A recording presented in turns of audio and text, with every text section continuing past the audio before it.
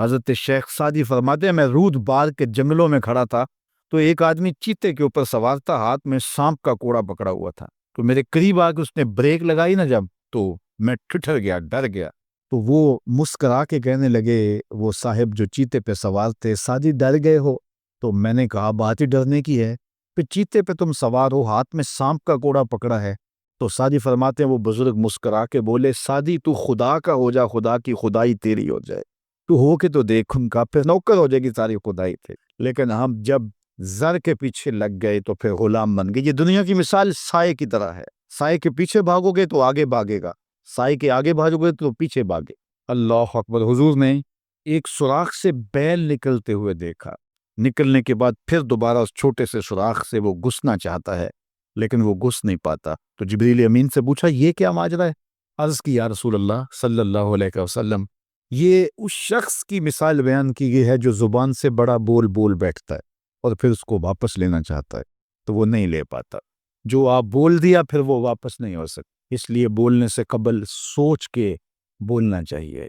یہ بہت سارے تیر زبانوں کے، کچھ لوگوں کی عادت ہوتی ہے کہ وہ فٹ بول دیتے ہیں، وہ یہ نہیں سوچتے اس سے کسی کا دل دکھ جائے گا، اور بعض لوگوں کے رویے یہ ہوتے ہیں کہ سچا بندہ کھڑا ہوتا ہے، کڑوا ہوتا ہے تو وہ ہمیشہ ہی کڑوے رہتے ہیں۔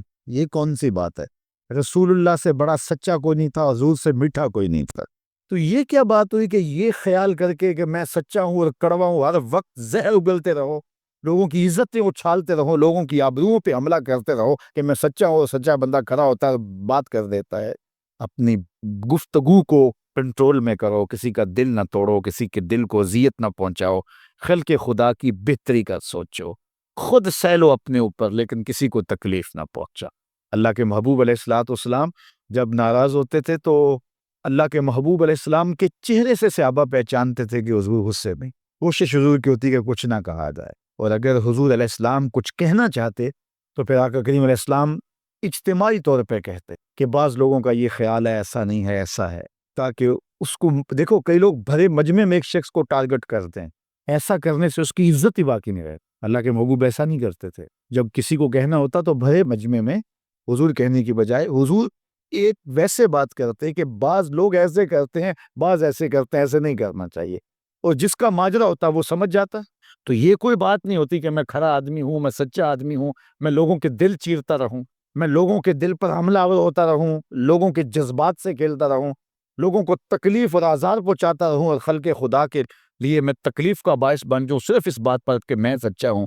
پہلی بات یہ ہے کہ یہ تیرا گمان ہے کہ تو سچا ہے اور کھڑا ہے، یہ تو اللہ کو پتا ہے کون کہاں کھڑا ہے۔ اس لیے یہ بات بہت اہم ہے کہ بولنے سے قبل سوچنا چاہیے، ایسے ہی زبان سے کوئی بات نہیں نکال دینی چاہیے۔ عربی کا ایک شعر ہے کہ جراحات السنان لہو تیام ولا یلتام ما جرح اللسان، کہ جو زخم نیزوں کے لگتے ہیں وہ بھر جاتے ہیں لیکن زبان کے تیروں کا زخم کبھی نہیں بھرتا، وہ تازہ رہتا ہے۔ اس لیے ہمیشہ آپ سوچیں اپنی زندگی میں کہ ہماری زبان سے لگا ہوا تیر کسی کو گھائل تو نہیں کر رہا۔ اور کچھ لوگ ایسے ہوتے ہیں کہ وہ مر بھی جاتے ہیں لیکن ان کی زبان سے نکلے ہوئے تیروں کی زہر افشانی ختم نہیں ہوتی، اور کچھ لوگ ایسے ہوتے ہیں ان سے اختلاف بھی ہوتا ہے لیکن اس کے باوجود کوئی ایسا جملہ نہیں ہوتا ہماری جانب ان کی طرف سے آیا ہوا جو ہمیں تکلیف دے۔ اختلاف اپنی جگہ ہوتا ہے لیکن جب وہ خیال میں آتے ہیں، جب وہ تصور میں آتے ہیں تو نفرت کے شرارے نہیں پھوٹتے، محبت ہی پھوٹتی ہے۔ اس لیے ایسے بن جاؤ کہ لوگ تمہیں سوچیں، تمہارا خیال کسی کو آئے تو ساتھ پیار کی خوشبو آنے لگ جائے، نفرت کے شرارے نہ پھوٹیں کہ کوئی تمہارا خیال کرے تو اس کو تمہاری زبان کے برستے ہوئے تیر آنے لگ جائیں، تمہاری نفرت انگیز باتیں ان کو ستانے لگ جائیں، اور وہ تمہارے خیال سے، تمہارے گمان سے، تمہارے تصور سے وحشت کھانے لگ جائیں۔ نہیں، خوبصورت زندگی گزارو، اپنی زبان کو کنٹرول میں کرو، اپنی زبان کو قابو میں کرو۔ اب نگاہ مصطفیٰ نے جمال خدا دیکھا تو اللہ قرآن میں فرماتا ہے ما کذب الفؤاد ما رأى، جو آنکھ نے دیکھا دل نے اس کی تکذیب نہیں کی بلکہ اس کی تصدیق کی۔ تو مطلب کیا کہ قلب مصطفیٰ نے جمال الہی پہلے دیکھا تھا، آنکھ نے آج دیکھا تھا، تو آنکھ نے دل سے پوچھا یہ وہی ہے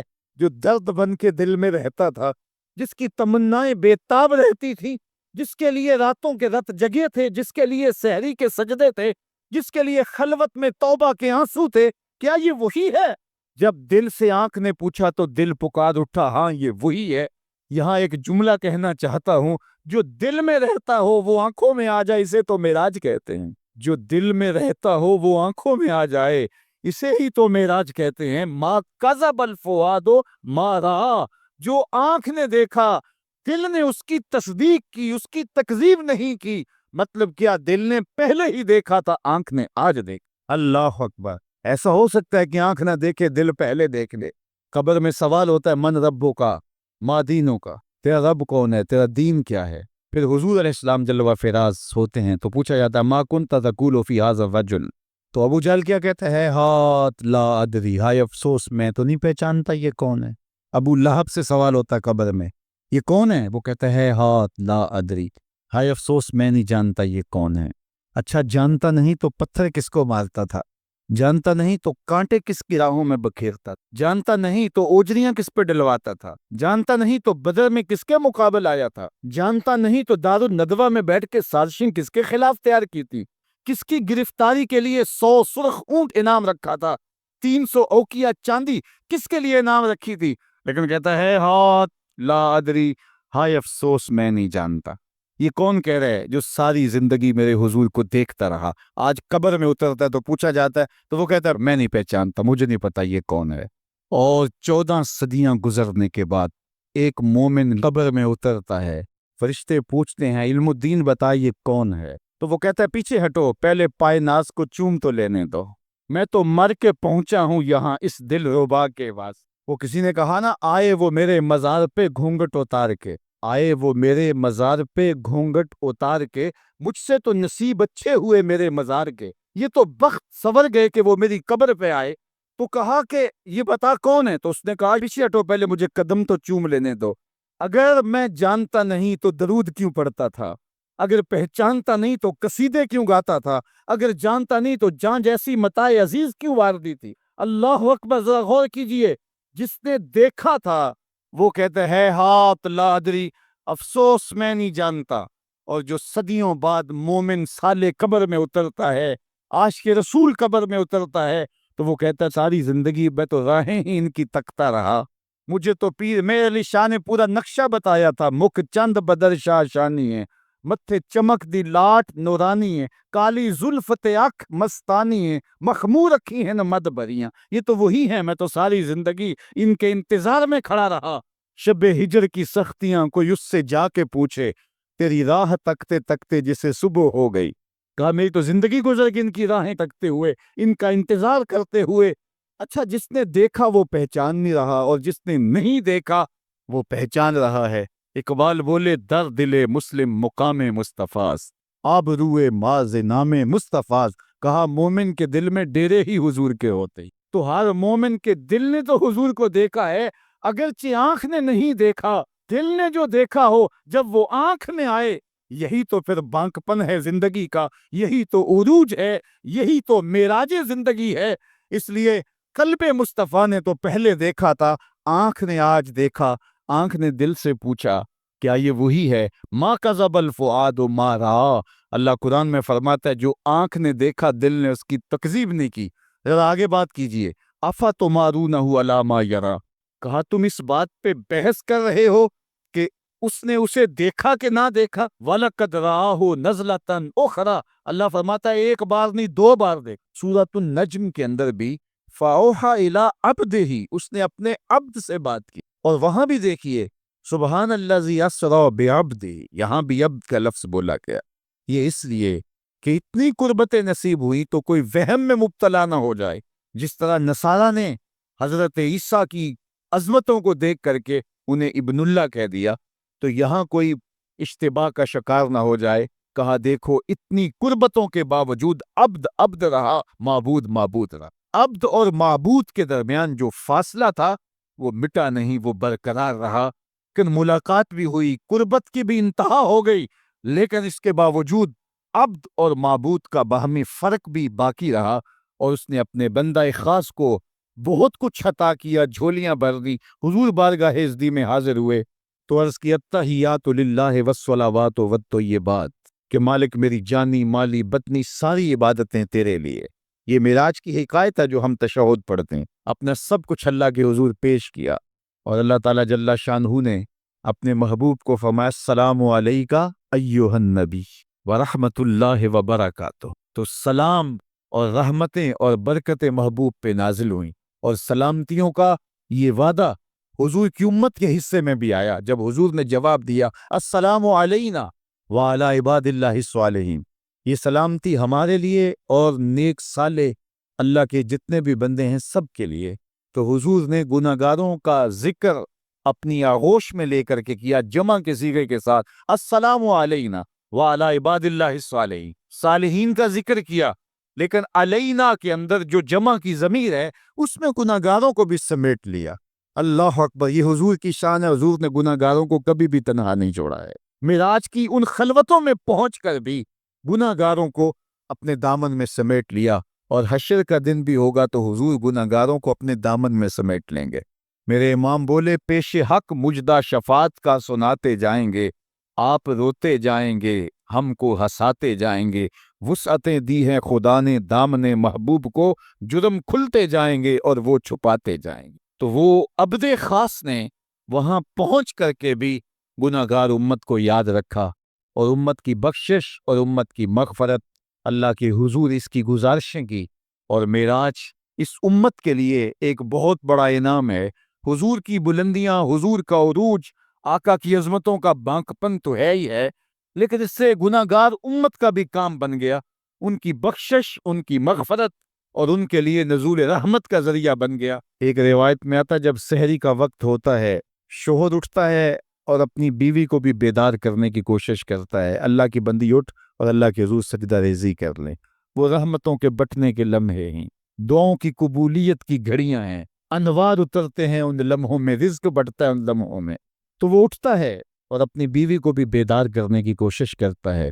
سارے دن کی تھکی ہوئی خاتون اٹھ نہیں پاتی، تو خیر وہ خود وضو کرنے چلا جاتا ہے، لیکن اس کے دل میں بے چینی ہوتی ہے کہ یہ بھی کبھی اٹھ کے اللہ کے حضور سجدہ ریز ہو جائے تو کیسا اچھا لگے، یہ سچی محبت کی علامت ہے۔ خیر اسے خیال آتا ہے اور وہ پانی کا چلو ساتھ لیے آتا ہے اور اپنی بیوی کے چہرے پہ چھڑک دیتا ہے، خود مصلی بچھا کے نماز پڑھنے لگ جاتا ہے۔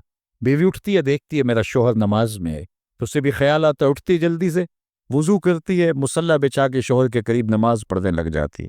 ایک طرف شوہر نماز پڑھ رہا ہے، ایک طرف بیوی نماز پڑھ رہی، سحری کے لمحے ہیں، ٹھنڈی ٹھنڈی ہوائیں چل رہی ہیں، انوار اور رحمتوں کی برکھا برس رہی ہے، کوئی دیکھ نہیں رہا، ریا کا شائبہ ہی نہیں، دروازے مقفل ہیں، اور کبھی سجدے میں بیوی ہے، کبھی سجدے میں شوہر ہے، کبھی وہ قیام میں ہے اور یہ رکوع میں ہے، کبھی یہ رکوع میں ہے وہ قعدے میں ہے، دونوں سحری کے وقت اللہ کے حضور سجدہ ریز ہے میاں بیوی۔ حدیث پاک میں آتا ہے دونوں کو دیکھ کے رب مسکرا رہا ہوتا ہے، اپنی شان کے مطابق اللہ خوش ہو رہا ہوتا ہے کہ میرا بندہ اور میری دہلیز کی باندی کس طرح میرے حضور سجدہ ریز ہیں، اور اگر ان کو پتہ چل جائے نا کہ سجدے میں کتنی رحمتیں اتر رہی ہیں، وہ سجدے سے ساری نہ اٹھائیں۔ 5 گانا نماز کا شعار بنا لو زندگی میں، کبھی قضا نہ ہونے پائے، اور اگر اللہ نصیب کرے تو سحری کے سجدے بھی زندگی میں شامل کر لو، دیکھنا زندگی کس طرح ٹینشن فری ہوتی ہے۔ آج ہر بندہ کہتا ہے مشکلیں، او میاں جس وقت مشکلیں ٹلتی ہیں، جس وقت مصیبتیں زائل ہوتی ہیں، وہ لمحے تو سو کے گزار رہا ہوتا ہے۔ صبح اٹھ کے نمازی بھی ٹکریں مار کے جلدی جلدی صبح کا وقت گزارنے کی کوشش کرتے ہیں میرے جیسے نکمے لوگ، لیکن صاحب نہیں، وہ وقت تھوڑا سا دیجئے، اس وقت میں بیٹھیے اور اللہ کے حضور سجدہ ریزیوں کا مزاج بنائیے۔ معراج النبی کا جو خاص تحفہ ہے وہ نماز ہے جو حضور لے کر آئے، اور پھر بارگاہ قدس میں جب حضور حاضر ہوئے، اللہ نے اپنے محبوب کو بہت کچھ دیا تھا، 70,000 اسرار تھے، 70,000 رموز، 70,000 حکایات، اور بہت کچھ دیا۔ سب کچھ دینے کے بعد کہا محبوب یہ تو میں نے خود دیا، اب تو بتا میں تجھے کس چیز سے نوازوں، تیری اپنی بھی کوئی چاہت ہو۔ تو محبوب نے جو جواب دیا وہ سنیے، ہم ہوتے نہ جانے ہمیں کوئی اختیار دیا جائے تو کیا مانگ لے، کوئی دولت مانگے، کوئی ثروت مانگے، کوئی شہرت مانگے، لیکن ذرا دیکھیے انتخاب، دیکھیے حضور کا، اور پھر اشش کیجیے حضور کے انتخاب پہ۔ کہا کہ محبوب آپ کی جھولی میں کیا ڈالا جائے، کیا دیا جائے؟ تو محبوب نے کیا کہا؟ बिनिस्बती इलैका बिलउबूदिया। اے اللہ ساری زندگی میں یہ کہتا رہا کہ تو میرا رب ہے، آج تو بھی تو کہہ دے کہ تو میرا بندہ ہے، مجھے عبد کہہ کے پکار دے۔ میں نے سجدوں میں کہا تو میرا رب ہے، میں نے قیام میں کہا تو میرا رب ہے، میں نے طائف کے بازاروں میں، مکے کی گلیوں میں کہا تو میرا رب ہے، میں سینے حرم میں کہا تو میرا رب ہے، میرے بدن پہ اوجریاں ڈالی جاتی رہیں، میں نے کہا سبحان ربی الاعلی، میں نے تجھے پکارا اور پتھر برس رہے تھے، میں نے کہا تو میرا رب ہے، میں نے تجھے ہر موقع پہ اپنا رب کہہ کے پکارا، آج تو بھی تو کہہ دے کہ تو میرا بندہ ہے۔ تو اللہ نے کہا سبحان الذی یسری بعبدہ، تو عبد کہہ کے پکارا، اور عبدیت کا عملی اظہار نماز سے ہوتا ہے۔ نماز میں جو سرور ہے، نماز میں جو لطف ہے اور بندگی کا جو مزہ ہے وہ کہیں اور نہیں ہے۔ حضرت سیدنا غوث اعظم رضی اللہ تعالیٰ عنہ فرماتے ہیں کہ ولایت میں جو سب سے بڑا مرتبہ ہے جو ولی کو نصیب ہو جاتا ہے، وہ مقام بندگی نصیب ہوتا ہے، وہ عبودیت کا مقام ہے جو بندے کو نصیب ہوتا ہے۔ تو یہ بندے کے لیے معراج ہے، اسی لیے کہا گیا صلاۃ و معراج المومنین، نماز مومن کی معراج ہے۔ حضور تو وہاں تک پہنچے جہاں کسی کا تخیل بھی نہیں پہنچ سکتا، لیکن بندہ اس معراج کا حصہ لینا چاہے اور اس کی برکتیں سمیٹنا چاہے تو پیشانی سجدے میں رکھ کر کے اللہ کے حضور بندگی پیش کرے۔ اللہ ہم سب کو اپنے حضور عجز و نیاز کے سجدے نصیب فرمائے۔ مسجد حرام سے مسجد اقصیٰ تک حضور براق پہ گئے، مسجد اقصیٰ سے پہلے آسمان تک نور کی سیڑھی پہ گئے، پہلے آسمان سے لے کر کے 7ویں آسمان تک فرشتوں کے پروں پہ گئے، 7ویں آسمان سے لے کے سدرہ تک جبریل امین کے پروں پہ گئے، سدرہ سے لے کر جہاں تک اللہ نے چاہا رف رف سبز نوری تخت پہ گئے۔ یہ 5 مراحل تھے، مکمل ہو گئے۔ اب آواز آئی ادن منی یا احمد، تو محبوب کریم نے قدم اٹھایا، ایک قدم اٹھا۔ ان 5 مراحل میں مسجد حرام سے مسجد اقصیٰ، یہاں سے پہلا آسمان، 7واں آسمان، 7ویں آسمان سے سدرہ، اور وہاں سے جہاں تک رف رف گیا، ان 5 مراحل میں ٹوٹل جتنا فاصلہ طے ہوا تھا، ایک قدم میں اتنا فاصلہ طے ہوا۔ یہ میرے حضور کی رفتار کا عالم ہے، اللہ اکبر۔ پھر آواز آئی، محبوب آگے بڑھی، حضور نے پھر قدم اٹھایا، تو 5 مراحل اور 5 مراحل کے برابر ایک قدم، ان 6 مرحلوں میں جتنا فاصلہ طے ہوا تھا، ایک قدم میں اتنا فاصلہ طے ہوا۔ آواز آتی گئی، قدم اٹھتے گئے، بڑے محمد کری ہو احمد، قریب آ سرور ممجد، نثار جاؤں وہ کیا ندا تھی، وہ کیا سما تھا، وہ کیا مزے تھے، اٹھے جو کسرے دنا کے پردے، کوئی خبر دے تو کیا خبر دے، وہ کیا لمحے تھے، کوئی تھا ہی نہیں وہاں، کوئی کیا بتائے۔ ثم دنا فتدلی، اللہ اکبر، پھر وہ قریب ہوا اور قریب ہوا۔ اب وہ قربت کا کیا عالم تھا، کوئی پیمانے نہیں ہیں، ہمارے پاس کوئی زاویے نہیں ہیں کہ جن سے اس قربت کو بیان کیا جا سکے۔ میرے رب نے خود بیان کیا، فَكَانَ قَابَ قَوْسَيْنِ أَوْ أَدْنَىٰ، کہا کہ کیسی قربت ہوئی جس طرح 2 کمانیں ملتی ہیں۔ اب 2 کمانوں کے ملنے کا کیا مطلب؟ حضرت امام جلال الدین سیوطی علیہ رحمہ نے فرمایا کہ یہ محاورہ عرب کے مطابق بیان کیا گیا۔ محاورہ عرب کیا تھا کہ جب 2 سردار قوموں کے آپس میں صلح کرتے تو اپنی محبت کا، اپنی صلح کا اعلان اس طرح کرتے کہ کھلے میدان میں آتے اور اپنی اپنی کمانیں لے کر کے ان کو جوڑتے، بڑے مجمع کے سامنے باقی قبائل کے عمائدین بھی ہوتے، تو کمانیں جوڑ کر کے ان سے ایک مشترکہ تیر پھینکتے۔ یہ اس بات کا اعلان ہوتا کہ ہم قبیلے 2 ہیں، سردار 2 ہیں، لیکن ہماری باہمی محبت ایسی ہو گئی ہے کہ ہماری کمانیں بھی 2 ہیں، لیکن ان سے اب نکلنے والا تیر ایک ہی ہوگا۔ خبردار کسی نے ہمیں چھیڑا، اگر کسی نے ہمیں چھیڑا تو ہمارا دشمن ان کا دشمن ہوگا، ان کا دشمن ہمارا دشمن ہوگا۔ تو ہماری کمانیں اگرچہ 2 ہیں، ہم نے کمانیں جوڑ لی ہیں، ان سے نکلنے والا تیر اب ایک ہی ہوگا۔ تو امام سیوطی کہتے ہیں یہ محاورہ عرب کے مطابق بتایا گیا کہ جس طرح تم کمانیں جوڑتے ہو اور تمہاری کمانیں 2 ہوتی ہیں، نکلنے والا تیر ایک ہوتا ہے، تو کہا سن لو، یہ میرا محبوب ہے اور ہماری کمانیں اگرچہ 2 ہیں، کمان ایک نہیں ہوئی۔ الوہیت اور عبدیت کی کمانیں الگ الگ ہیں، لیکن خبردار تیر ایک ہی ہوگا۔ اب محبوب کریم علیہ السلام ہاتھ میں کنکر پکڑے اور ایسے کفار کی جانب پھینکے، شاہت الوجوہ، اللہم عارب قلوبہم وزلزل اقدامہم. حضور کنکر پھینکتے ہیں اور اللہ فرماتا ہے وما رمیتا اذ رمیتا ولکن اللہ رما. محبوب یہ جو کنکر تو نے پھینکے ہیں یہ تو نے تو نہیں پھینکے، یہ تو میں نے پھینکے ہیں. اس لیے کہ کمانے دو ہیں نکلنے والا تیر ایک ہے. ہم یہ نہیں کہتے کہ اللہ اور اس کے رسول کی ذات ایک ہے. اگر یہ کہیں گے تو پھر کچھ باقی نہیں بچے گا. ہم کہتے ہیں ذات ایک نہیں، بات ایک ہے. کمانے دو ہیں لیکن نکلنے والا تیر ایک ہوگا. اس لیے جس نے رسول اللہ کی اطاعت کی اس نے اللہ کی اطاعت کی، جس نے رسول اللہ کا انکار کیا اس نے اللہ کا انکار کیا، جس نے رسول اللہ سے اعلان جنگ کیا اس نے اللہ سے اعلان جنگ کیا. اس لیے کہا محبوب یہ جو کنکر تو نے پھینکے ہیں یہ تو نے نہیں پھینکے، یہ میں نے پھینکے. تو اس لیے اللہ اور اس کے رسول کی ذات ایک نہیں مگر بات ایک ہی ہے. تو کہا کہ اتنی قربت ہوئی جس طرح کمانیں جڑتی ہیں. اچھا یہ تو سمجھانے کے لیے تھا. کہا او ادنا، یہ تمہارے سمجھانے کے لیے کہانی بیان کی. باقی رہی بات قربت کی، او ادنا قربت اس سے بھی زیادہ ہوئی. اب اس کو کیسے بیان کریں؟ یہاں عقل سوخ تپا ہے، یہاں فہم و ادراک دم بخود ہے کہ کیا بیان کیا جائے. یہ تمثیل تھی. کہا تمہارے سمجھنے کے لیے صرف یہ ہے جس طرح کمانیں جڑتی ہیں، باقی بات قربت کی. او ادنا قربت اس سے بھی زیادہ ہوئی.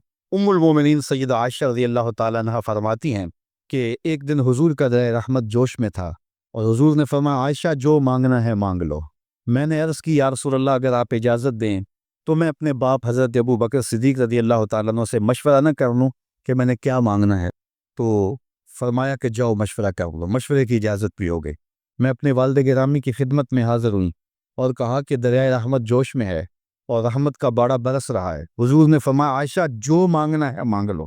یہ اتنا سنہری موقع ہاتھ آیا ہے تو میں چاہتی ہوں کہ کوئی مانگوں تو اہم شے مانگوں. تو آپ کی خدمت میں حضور سے اجازت پا کے حاضر ہوئی ہوں. مجھے بتایا جائے کہ میں حضور سے کیا مانگوں تاکہ کوئی چھوٹی چیز نہ مانگوں، بڑی چیز مانگوں.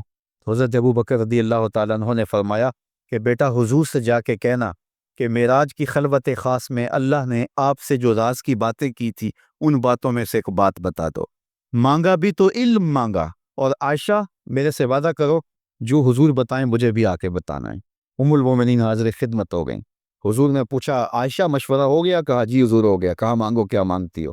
کہا حضور معراج کی خلوت خاص میں جب اللہ کے حضور حاضر ہوئے رب نے آپ سے راز کی باتیں کی تو ان باتوں میں سے ایک بات بتا دے. حضور مسکرا پڑے. اس بات پہ مسکرائے ہوں گے میرے یار غار کا انتخاب کیسا ہے، یا اس بات پہ مسکرائے ہوں گے کہ راز کی بات بتا دوں تو راز راز نہ رہا. لیکن وعدہ کیا تھا. کہا عائشہ سنو، جب میں قرب خاص میں پہنچا تو میرے مالک نے مجھ سے راز کی جو باتیں کی ان میں سے ایک بات یہ تھی محبوب تیری امت میں سے کوئی شخص کسی شخص کا ٹوٹا ہوا دل جوڑ دے تو میرے اوپر لازم ہے بغیر حساب کے جنت عطا کروں. ام المومنین بہت خوش ہوئی اور اپنے والد گرامی سیدنا ابو بکر صدیق رضی اللہ تعالیٰ عنہ کے پاس آئیں اور ساری کہانی سنائی. بہت خوش تھی. لیکن حضرت ابو بکر صدیق رضی اللہ تعالیٰ عنہ نے سنا تو رونے لگے. تو ام المومنین سیدہ عائشہ رضی اللہ تعالیٰ عنہ نے عرض کیا میرے والد گرامی یہ بات رونے والی تو نہیں ہے. ہم بسا اوقات کسی دکھی کے کام آ جاتے ہیں، کسی کا دکھڑا بیٹھ کے سن لیتے ہیں، کسی کی ڈھارس بنا دیتے ہیں، کسی کے کام آ جاتے ہیں. یہ تو بخشش کا بہانہ ہاتھ آ گیا اور آپ اس پہ رو رہے ہیں. تو فرمانے لگے عائشہ اس کو معکوس بھی پڑھو، تصویر کا دوسرا رخ بھی دیکھو. اگر کوئی شخص کسی کا ٹوٹا ہوا دل جوڑ دے تو بغیر حساب کے جنت میں جائے گا. اس کا دوسرا رخ یہ ہے اگر کوئی کسی کا دل توڑ بیٹھے تو سیدھا جہنم میں جائے گا. میں اس بات پہ رو رہا ہوں کہ ہم سے کسی کا دل نہ ٹوٹ گیا ہو.